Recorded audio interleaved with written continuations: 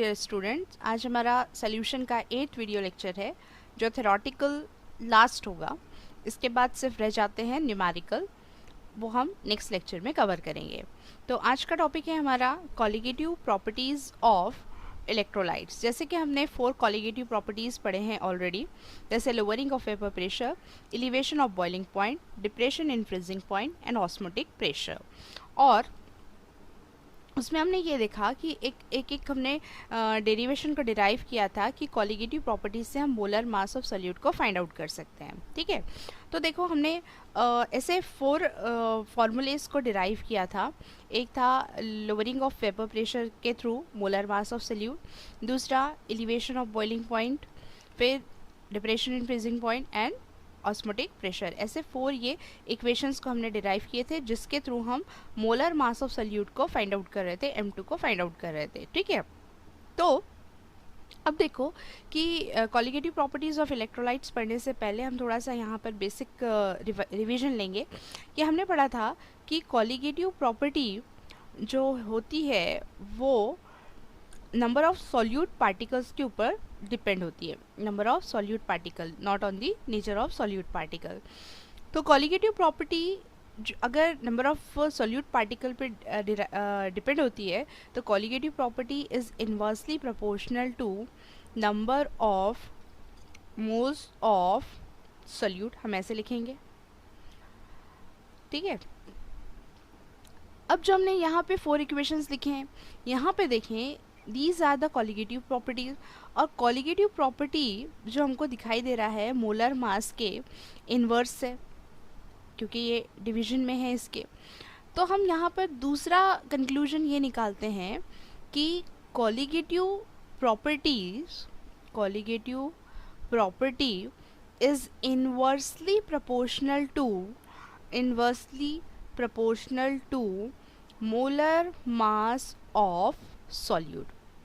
तो आपको ये 2 कॉन्सेप्ट को अच्छी तरीके से भी ध्यान में रखना है कि colligative property is directly proportional to number of moles of solute.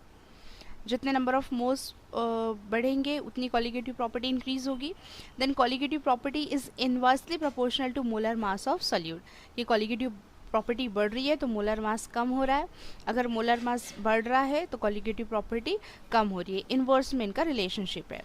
अब देखो सॉल्यूट जो है वो 2 टाइप के सॉल्यूट होते हैं और नेचर होता है, जैसे कि हम कहते हैं जिसको इलेक्ट्रोलाइट, और दूसरा होता है नॉन इलेक्ट्रोलाइट। जैसे कि हेडिंग में है हमारे कॉलिगेटिव प्रॉपर्टी ऑफ इलेक्ट्रोलाइट। तो इलेक्ट्रोलाइट्स मतलब क्या कि इलेक्ट्रोलाइट्स मतलब ऐसे केमिकल्स जो कम्प्लीटली डिसोसिएट हो जाते हैं और आयंस को प्रोड्यूस करते हैं। डिसोसिएट होने के बाद जो आयंस को प्रोड्यूस करे उसे कहते हैं हम इलेक्ट्रोलाइट। जैसे कि NaCl है, NaCl को अगर हम वाटर में डिज़ोल्व कर देते हैं तो ये डिसोसिएट हो जाएगा, Na पॉजिटिव को फॉर्म करेगा और Cl नेगेटिव को फॉर्म करेगा। तो इलेक्ट्रोलाइट मतलब ऐसे substance, the substance which dissociate into their ions into the solution, कि सॉल्यूशन में वो सब्सटेंस आयंस को प्रोड्यूस कर देते हैं, उन्हें कहते हैं हम इलेक्ट्रोलाइट।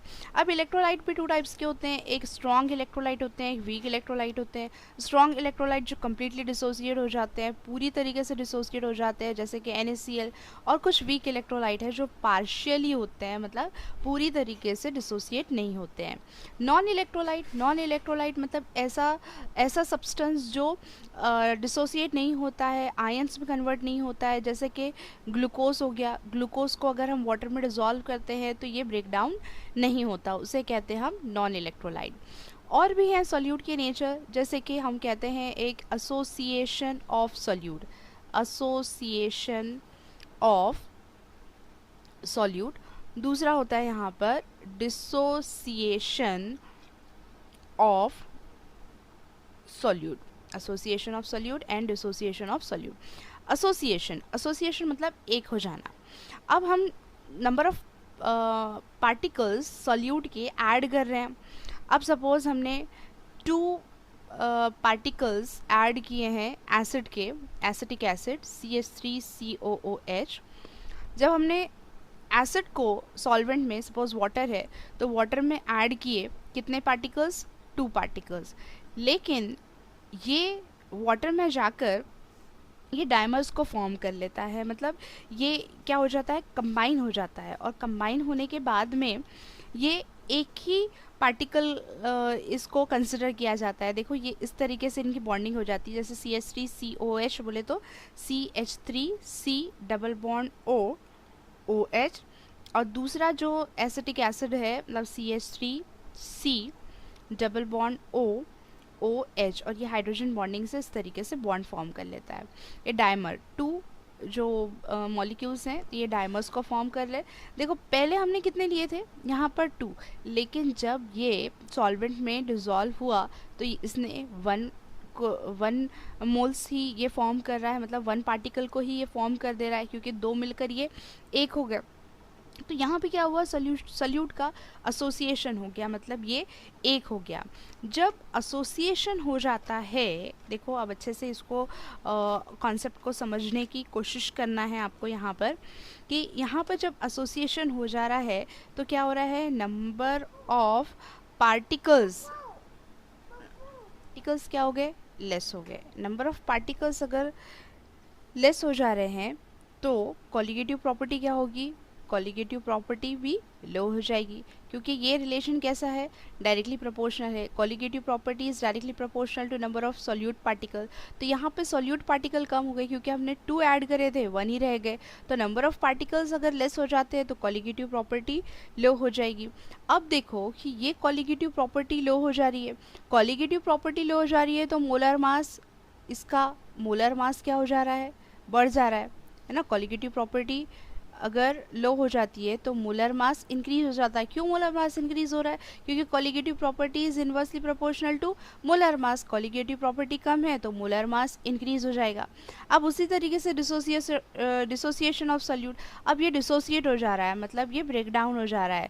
तो जैसे अगर हम यहाँ पर एग्जाम्पल ले रहे हैं, NaCl की एग्जाम्पल ले लेते हैं, सेम वैसे ही कि NaCl को जब हम वाटर में डिसोसिएट करते हैं, वाटर में डिज़ोल्व करते हैं, तो ये पार्टिकल को फॉर्म करता है Na positive and Cl negative. अब यहाँ पर जितने हमने पार्टिकल्स लिए थे वो थे यहाँ पर 1, लेकिन ये डिसोसिएट होकर कितने पार्टिकल्स को फॉर्म कर रहा है, 2 पार्टिकल्स को फॉर्म कर रहा है। जब 2 पार्टिकल्स को फॉर्म कर रहा है तो नंबर ऑफ पार्टिकल्स क्या हो गए, यहाँ पर नंबर ऑफ पार्टिकल्स मोर हो गए, ज़्यादा हो गए। अगर नंबर ऑफ पार्टिकल्स ज़्यादा हो जा रहे हैं तो कॉलिगेटिव प्रॉपर्टी क्या हो जाएगी, इसकी हाई हो जाएगी, कॉलिगेटिव प्रॉपर्टी ज़्यादा हो जाएगी। क्यों ज़्यादा हो जाएगी, क्योंकि हमने फिर से देखा है कि colligative property is directly proportional to number of moles of solute. ये नंबर ऑफ पार्टिकल्स, सॉल्यूट के पार्टिकल्स बढ़ जा रहे हैं तो कॉलिगेटिव प्रॉपर्टी भी बढ़ना चाहिए। जब कॉलिगेटिव प्रॉपर्टी बढ़ेगी तो मोलर मास क्या होना चाहिए, मोलर मास डिक्रीज हो जाना चाहिए, क्योंकि colligative property is inversely proportional to molar mass of solute. तो मोलर मास कैसा हो गया, डिक्रीज हो गया। तो लेकिन ये जो मोलर मास का इंक्रीज होना है, मोलर मास का डिक्रीज होना है, ये नॉर्मल नहीं है, ये एबनॉर्मल है, क्योंकि हमको पता नहीं था जब हम सॉल्वेंट के अंदर डाले नहीं, जब हमने सॉल्यूट को, तो हमने ये नहीं पता था हमको कि ये एसोसिएट होगा या डिसोसिएट होगा।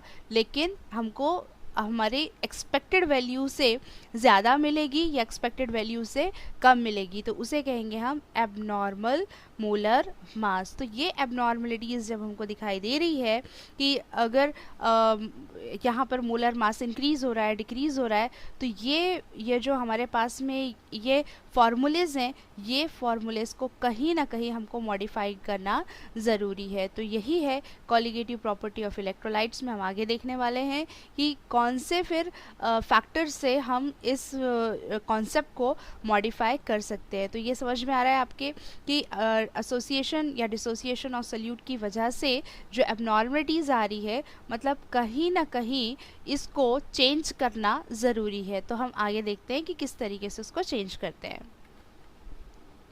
वेंट ऑफ फैक्टर को हम I से डिनोट करते हैं, small I, it is denoted by small I, van't Hoff factor. According to van't Hoff factor, To obtain the colligative properties of electrolyte solution by using relation for non-electrolyte, Van 't Hoff suggested a factor I. It is defined as the ratio of colligative property of solution of electrolyte divided by the solution colligative property of non-electrolyte solute of the same concentration. अब जो देखो जो abnormalities दिख रही थी हमको, तो उसको कैसे हम यहाँ पर फाइंड आउट करते हैं. देखो colligative property Van 't Hoff factor को हम I से डिनोट कर रहे हैं, तो this is I. Colligative property of electrolyte divided by colligative property of non-electrolyte solution. अब दोनों भी वैल्यू रखना है और दोनों का कॉन्सेंट्रेशन कैसा रखना है, हमको सेम रखना है. अब देखो कि कॉलिगेटिव प्रॉपर्टी तो हमने 4 कॉलिगेटिव प्रॉपर्टी रखे हैं, तो वेन 't Hoff फैक्टर हम 4 कॉलिगेटिव प्रॉपर्टी पे अप्लाई करेंगे, तो यही रेशो में अप्लाई करेंगे. एक लेंगे हम जो इलेक्ट्रोलाइट सोल्यूशन है और दूसरा नॉन इलेक्ट्रोलाइट सोल्यूशन है. नॉन इलेक्ट्रोलाइट है मतलब जो वैल्यू है वो फिक्स्ड है, तो हम इसको कंसिडर करते हैं this is a theoretical value. मतलब जो हम ले रहे हैं, जितने नंबर ऑफ मोल्स रह रहे हैं वो चेंज ही नहीं हो रहा है. अगर 1 नंबर ऑफ मोल्स रहे तो 1 ही रहेगा, वो चेंज नहीं होगा. और इलेक्ट्रोलाइट सोल्यूशन में वो एसोसिएट भी हो सकते हैं, डिसोसिएट भी हो सकते हैं, मोलर मास इंक्रीज भी हो सकता है, डिक्रीज भी हो सकता है. तो जो एक्सपेरिमेंट करेंगे उसके अकॉर्डिंग रहेगा, तो ये कहलाएगा observed value, observe divided by theoretical. आप ऐसे भी याद रख सकते हैं कि colligative property of electrolyte solution जो उसकी वैल्यू रहेगी वो ऑब्जर्व रहेगी, और colligative property of non electrolyte solution उसकी जो वैल्यू रहेगी वो थ्योरेटिकल रहेगी, फिक्स रहेगी. और दोनों का कॉन्सेंट्रेशन हमको कैसा लेना है, सेम लेना है. तो जब कॉलिगेटिव प्रॉपर्टी 4 टाइप्स की है, तो यहाँ पर 4 टाइप्स की कॉलिगेटिव प्रॉपर्टी में हम यहाँ पर दोनों का रेशो ले लेते हैं. जैसे कॉलिगेटिव प्रॉपर्टी ऑफ यहाँ पर एफ है, मतलब depression in freezing point, delta T F divided by delta T F 0. ये जो 0 यहाँ पे हम सुपरस्क्रिप्ट में लगा रहे हैं, इसको हम यहाँ पर इंडिकेशन दे रहे हैं कि नॉन इलेक्ट्रोलाइट है, और यहाँ पे कुछ नहीं है मतलब इलेक्ट्रोलाइट है. तो डिप्रेशन इन फ्रीजिंग पॉइंट जो है कॉलिगेटिव प्रॉपर्टी इलेक्ट्रोलाइट सोल्यूशन के लिए, नॉन इलेक्ट्रोलाइट सोल्यूशन के लिए. उसी तरीके से elevation of boiling point delta T B electrolyte के लिए, नॉन इलेक्ट्रोलाइट के लिए. डेल्टा पी मतलब lowering of vapour pressure electrolyte divided by non electrolyte. Pi osmotic pressure electrolyte और divided by non electrolyte solution. तो वेन 't Hoff फैक्टर ये चारों भी कॉलिगेटिव प्रॉपर्टी पर हमने यहाँ पर अप्लाई कर दिए. अब देखिए modification of expression of colligative property. अब आपको पता है कि जो एबनॉर्मलिटीज़ आ रही थी, एबनॉर्मलिटीज़ की वजह से हमको यहाँ पे मॉडिफाई करना था. तो मॉडिफाई हम किसके थ्रू करेंगे, वेन 't Hoff फैक्टर के थ्रू. कि जो हमारे पास में ये जो एक्सप्रेशंस हैं कॉलिगेटिव प्रॉपर्टी की नॉन इलेक्ट्रोलाइट की are to be modified so as to make them applicable for electrolyte solution. The modified equations are, जो हमारे पास में इक्वेशंस ऑलरेडी थी, जैसे कि lowering of vapour pressure, elevation of boiling point, depression in freezing point and osmotic pressure, उसको हम van 't Hoff factor से मल्टीप्लाई कर देंगे. This is I means when 't Hoff factor. तो जो इक्वेशन हमने देखा, तो वो सारी इक्वेशंस को हम अगर when 't Hoff factor I से मल्टीप्लाई कर देते हैं तो हमको एग्जैक्ट आंसर मिल जाएगा. मतलब जो पता चल जाएगा हमको कि एबनॉर्मलिटीज़ के साथ में जो परफेक्शंस है वो एग्जैक्ट हमको वैल्यूज़ मिल जाएगी अगर हम इस एक्सप्रेशंस को मॉडिफाई कर देते हैं. तो this is a modification of expression of colligative properties. Relation between when 't Hoff factor and degree of dissociation. अभी हमने वेन 't Hoff फैक्टर पढ़ा जिसको हम आई से इंडिकेट करते हैं, and it is the ratio of observe colligative property of electrolyte solution to the observed colligative property of non-electrolyte solution at same concentration. Degree of dissociation. Degree of dissociation मतलब कितने molecule का dissociation हुआ है. ये हमने जो electrolyte लिया है, इलेक्ट्रोलाइट जो हमने लिया है, तो हमको पता है कि इलेक्ट्रोलाइट जो है वो डिसोसिएट हो जाते हैं जब सॉल्वेंट में हम उसको डिसॉल्व करते हैं, आयंस को प्रोड्यूस कर देते हैं.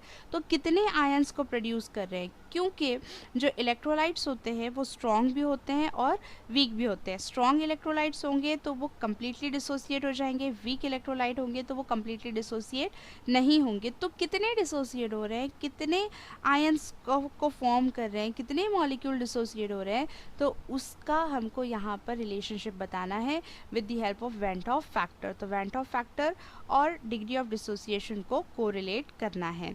तो उसके लिए हम यहाँ पर एक इक्वेशन बनाएंगे, एक कंसिडरेशन करेंगे कि एक हमारे पास सॉल्यूट है AX BY dissolve in the solvent and it undergo dissociation into ion, और वो डिसोसिएट होने के बाद में ये आयंस को प्रोड्यूस करता है। देखो AXBY ये इक्विलिब्रियम स्टेट में है, और ए के मोल्स हैं x, और इसके जो आयंस प्रोड्यूस कर रहा है ये positive ions y positive, plus b के मोल्स हैं y मोल्स, और ये आयंस प्रोड्यूस कर रहा है z नेगेटिव, और there is an equilibrium between the ions and unionised molecule. यहाँ पर इक्विलिब्रियम है। तो देखें, सबसे पहले हम देखते हैं यहाँ पर इसके इनिशियल मोल्स जो स्टार्टिंग में है। तो देखो, अगर हम 1 मोल की रिएक्शन ले रहे हैं तो यहाँ पर इसके जो नंबर ऑफ मोल्स आएंगे वो होंगे 1, और रिएक्शन तो जब हुई ही नहीं है, जब रिएक्शन नहीं हुई है तो इसके नंबर ऑफ मोल्स रहेंगे कितने, 0 0। जब रिएक्शन होगी ये अपने इक्विलिब्रियम स्टेज में आएगा तो number of moles at equilibrium, अब इक्विलिब्रियम स्टेज में नंबर ऑफ मोल्स, इसका तो डिसोसिएशन हो गया, किससे, डिग्री ऑफ डिसोसिएशन को इंडिकेट करते हैं अल्फ़ा से, तो इसका डिसोसिएशन हो गया तो हम लिखेंगे 1 माइनस अल्फ़ा, अल्फ़ा से इसका डिसोसिएशन हो गया 1 माइनस अल्फ़ा। अब यहाँ पर ये जो डिग्री ऑफ डिसोसिएशन कितने पार्टिकल्स का, मतलब x नंबर ऑफ मोल्स हैं, इसका डिसोसिएशन हुआ तो हम लिखेंगे अल्फ़ा x, फिर y नंबर ऑफ मोल्स का डिसोसिएशन हुआ तो हम लिखेंगे अल्फ़ा y। अब इसको क्या कर देते हैं, हम टोटल कर देते हैं। यहाँ पर हमको total number of moles find out करना है। Therefore total number of moles of particles at equilibrium, अब यहाँ पर सबको प्लस कर देना है, मतलब यहाँ पर टोटल करना है। तो नंबर ऑफ मोल्स को टोटल कर रहे हैं तो लिख रहे हैं हम यहाँ पे MT। अब ये MT यहाँ टोटल कर रहे हैं तो कैसे, 1 minus alpha plus alpha x plus alpha y। अब देखो क्या करना है हमको, यहाँ पर 1 इस माइनस अल्फ़ा को हम शिफ्ट कर रहे हैं तो ये इसको छोड़ देना माइनस अल्फ़ा, 1 के बाद में फिर plus alpha x plus alpha y, और ये माइनस अल्फ़ा को इधर शिफ्ट कर दिया हमने माइनस अल्फ़ा। अब इस अल्फ़ा को हम क्या करेंगे, यहाँ पर कॉमन दिख रहा है हमको तो इसको कॉमन निकालेंगे, तो 1 प्लस कॉमन में आ गया क्या, अल्फ़ा, फिर जो रिमेनिंग है x प्लस y माइनस, क्योंकि ये कॉमन में निकल गया, यहाँ कुछ नहीं है, मतलब हम इसको लिखते हैं 1, ठीक है। तो x और y क्या है, x और y क्या है, नंबर ऑफ मोल्स हैं, तो x प्लस y जब नंबर ऑफ मोल्स है तो हम यहाँ लिख सकते हैं n, तो फिर ये इक्वेशन कैसी बन जाएगी, total number of moles is equals to 1 plus alpha, और x प्लस 1 की जगह आ जाएगा n माइनस 1।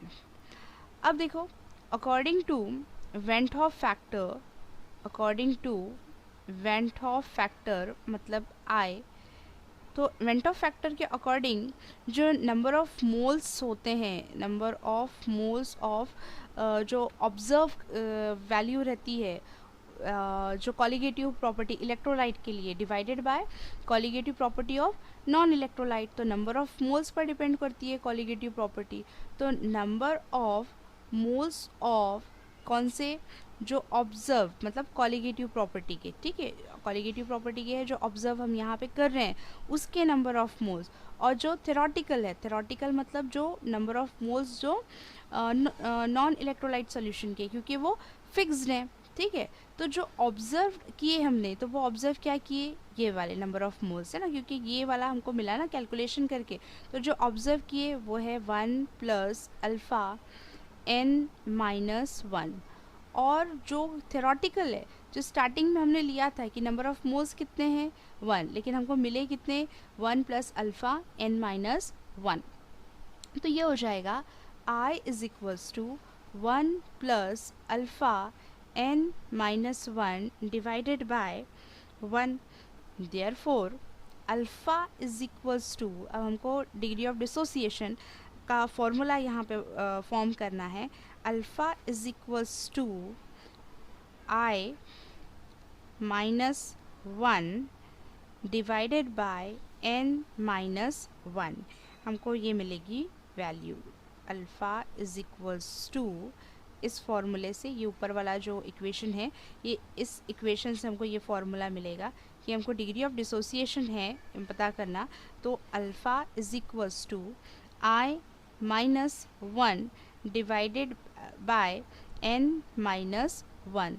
तो ये जो इक्वेशन है, इस इक्वेशन के थ्रू हम फाइंड आउट कर सकते हैं कि कितने नंबर ऑफ पार्टिकल का डिसोसिएशन हुआ है. This is the relationship between went Hoff factor and degree of dissociation. तो इस तरीके से हमारा सोल्यूशन का थ्योरेटिकल जो पार्ट है विद डेरिवेशंस हमने यहाँ पर कंप्लीट किया है.